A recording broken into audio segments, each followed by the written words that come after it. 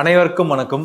நாம் இந்த பதிவில் பார்த்தீங்கன்னா கோபம் ஏன் வருது, கோபத்தை நம்ம எப்படி கட்டுப்படுத்துறது, அதை பற்றி நாம் தெளிவாக பார்க்கலாம். சரியா? நாம் என்ன நினைக்கிறோம், ஏதோ ஒரு விஷயம் எனக்கு எதனா நடந்திருக்குது, இல்லை ஒரு மனிதன் மூலமாக நடந்திருக்கலாம், ஒரு இயற்கை மூலமாக நடந்திருக்கலாம். நம்மளுக்கு ஏதோ ஒன்று நம்மளுக்கு நடக்கக்கூடாத ஒன்று நடந்திருக்குது அப்படின்னு சொல்லி நம்ம நம்புகிறோம். அதுதான் கோபமாக வெளியே வருது. சரியா?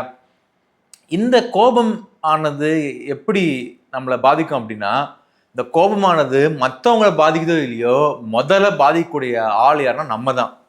நம்ம கோபப்படும் போது நம்மளுடைய உடல் நலமாக இருக்கட்டும், மனநலமாக இருக்கட்டும், கடுமையாக பாதிக்கப்படும். அவ்வளோ கொடூரமானதான் இந்த கோபம். பிறர் மேலே நம்ம எவ்வளவுதான் கோபப்பட்டாலும் சரி, அந்த கோபப்படக்கூடிய அந்த கர்மா திருப்பி நம்மளை தான் பாவமாக தாக்கும்.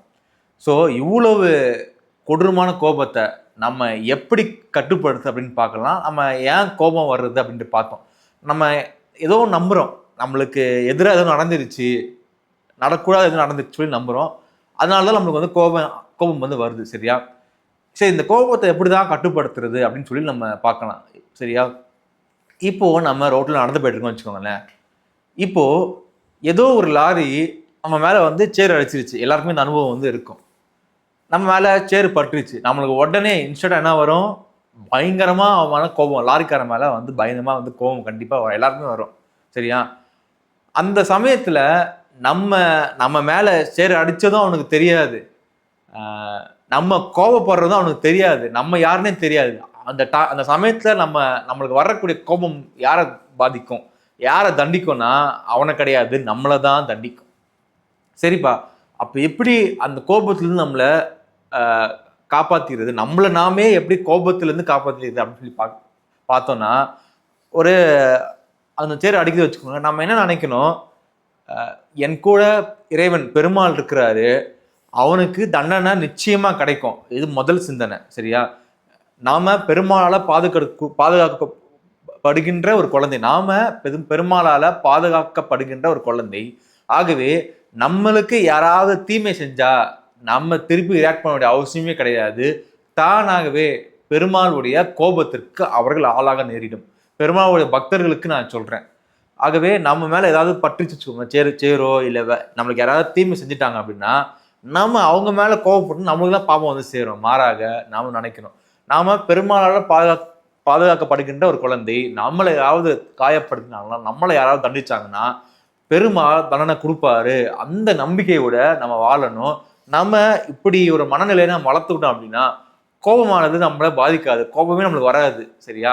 சரி, அடுத்தபடியாக கோபத்தை எப்படி நம்ம கட்டுப்படுத்துறது அப்படின்னா, நம்மளுக்கு ஏதாவது ஒரு தீமை, ஏதாவது ஒரு நோயோ ஒரு கடனோ ஏதாவது ஒரு பிரச்சனை இல்லை எதிர்கால ஏதாவது பிரச்சனை வந்து வச்சுக்கோங்களேன், நம்ம என்ன யோசிக்கணும் அப்படின்னா, நம்ம செய்த ஏதோ ஒரு கர்ம வினை தான் நம்மளுக்கு ஏதோ ஒரு பாதிப்பை கொடுத்துருக்குது.